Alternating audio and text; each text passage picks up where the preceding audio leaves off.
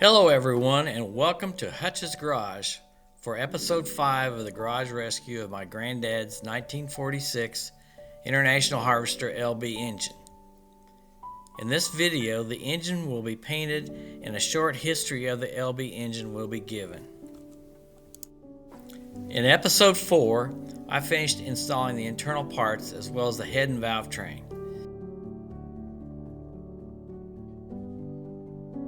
It was now time to start spraying the engine in loose parts with red primer.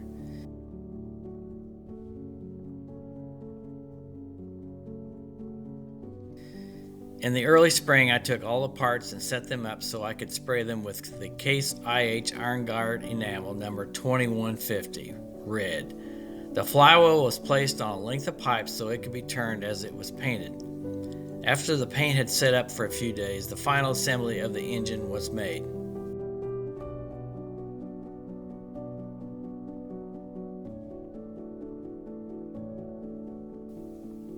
Two decals were placed on the engine, one being the IHC Globe decal and the other a McCormick Deering decal.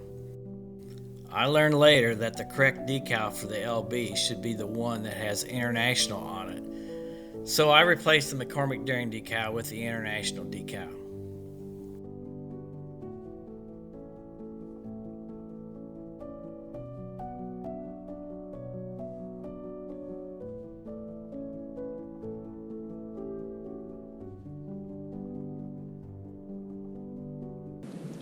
Hello, I'm outside with my 1946 LB engine. We're going to start it up.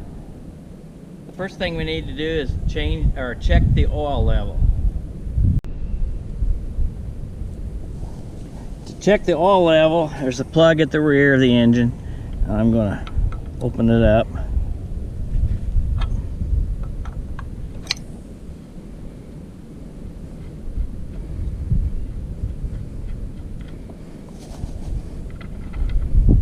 Okay, we've got plenty of oil. It's up to where it should be, so I'll put the plug back in.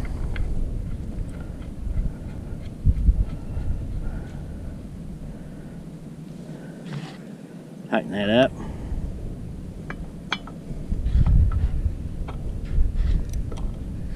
All right. We also need to check the water level. If you're going to just run it for a short time, you really don't need to put water in it, but I got water in here. It's up above the cylinder walls, the outer part of the cylinder walls there, you can see. One thing I want to show is the position that I normally start this engine in. This is off, and I turn, see that notch right there? I don't know if you can see it. Right there is about the place I leave it from here to here. When I shut it off, I usually put it back to where the engine started easy. This is the choke valve. You push that down to choke it. And of course, this is the fill area for the gas tank. And let's start it up.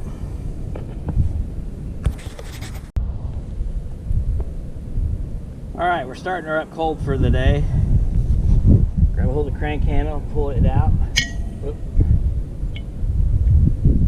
Push down on the choke.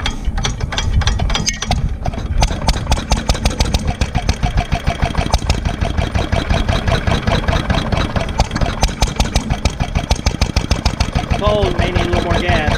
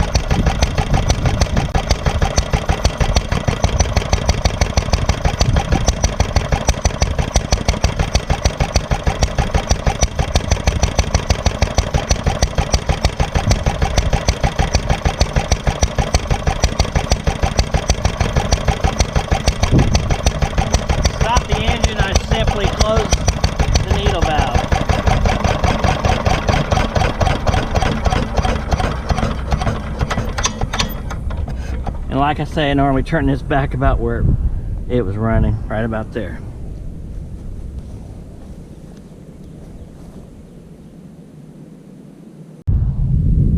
What I want to do now is show you how I move this engine around. I have 3 other engines on skids about this wide. I base this off my International Harvester Type M engine, and the other 2 are the same width. And it's not very easy to handle with these skids, these steel skids. So I put it on this wooden skid. Like I said, it's the same width between here and there as my Type N engine. So to move it around, I've got this axle that goes on this end of this engine. I put that in there about so. Now hopefully I can get this wheel in here. The ground is down far enough. I have this device here I use to lift it up. Get my wheels close. I simply put my foot on it. Yeah, I knew I was going to have trouble on this side because the ground is close, soft ground. There. Put the other one on. And put a spring clip in. Keep the wheels from coming off. And I'll simply lift this fulcrum off. Now to lift the other side, let's go over here and show you that. It's a little bit different.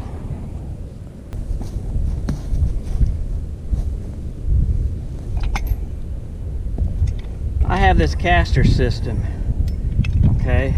This swivels around so I can steer it. This is where I put a handle. I've got a lock that I can lift it, turn it up this way, or put it down here, and it'll keep the handle somewhat up in the air. All right, now these do not work real great in soft ground like we're in right now.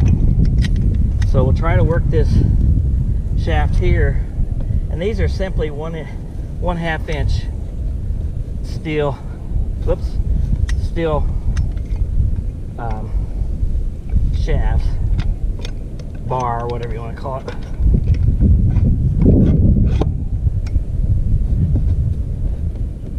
I get that in there like so. I've got a T-handle. Now I grab this and bring the engine up like so. And I've got a pin that goes in here. I can line it up.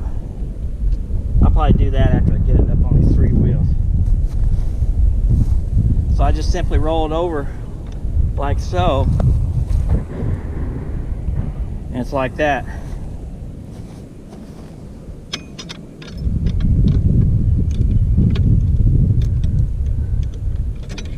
So let's see if I can get this in here. I'll put that in like that. And so the handle will stay up like that. I can also lean it up against there. It doesn't hit anything. And to move it around, I just simply pull on it and pull it around. Like I said, it doesn't move that great in soft ground, but I can move it around. This is early spring, so the ground's pretty soft. When you get on concrete, it works very well, especially to take it off my trailer and pull it into the garage and park the engine.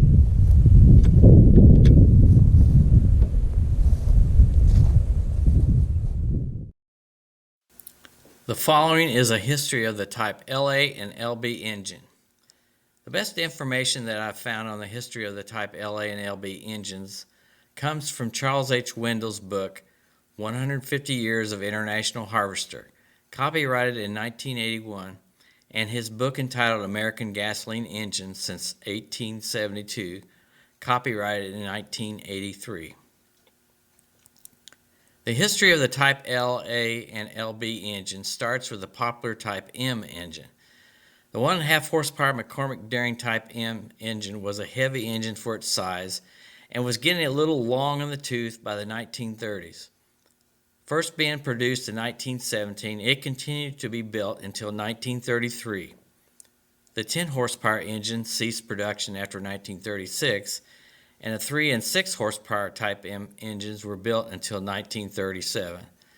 The Type M was probably the most popular engine ever built during that time, for an estimated total of 429,376 being built. The shipping weight of a 1.5 horsepower Type M engine was 325 pounds. Obviously, a replacement smaller horsepower engine was needed to fill the void left by the 1.5 horsepower Type M. The development of the International LB engine begins with the Type L. The size and weight of this engine was significantly less than the Type M engine in comparable horsepower size. Common knowledge has always indicated that the Type L was only produced in 1929. However, according to Alan C. King's book, Data Book Number 1, IHC 1900 to 1940, tells us that records show that it was built from 1929 to 1933. The Type L was similar to the following types LA and LB in shape of the overall block or crankcase, and it had a single solid disc flywheel. There was no cover over the valve train, and the throttle mechanism was very different in that it was entirely exposed on the right side of the engine. The magneto used for the Type L was the Wyco Type EK. In 1934, the Type LA engine appeared. The 1.5 to 2.5 horsepower size was produced from 1934 through 1938, and the 3 to 5 horsepower engine size was built also from 1935 to 1938. No larger horsepower size engines were ever made in this engine style. The Type LA had a cover over the valve train, a water-cooled head, and enclosed throttle control. It used the Wyco Type AH magneto, and the engine was mounted on steel skids. The weight was 175 pounds, just a little over half the weight of the Type M 1.5 horsepower engine. A gap of 3 years occurred between the last LA that was produced until the Type LB was introduced in 1941. The LB had an improved cylinder head for better cooling, removable exhaust valve seat, removable valve guides, and an automatic valve train lubrication system. The LB used the IHC H1 magneto. The LB engine was produced in both the 1.5 to 2.5 horsepower size and a 3 to 5 horsepower size from 1941 through 1948. Visually, the LA and LB engines are very similar in appearance with subtle changes here and there. The easiest way to tell the difference is if the engine has the auto valve train oiling system. Then it is an LB. If not, it's an LA. Another quick way is whether it has a Wyco or an IH magneto, but beware, the Wyco and H1 magnetos can be interchanged. Thank you for watching this final episode on my 1946 International LB engine.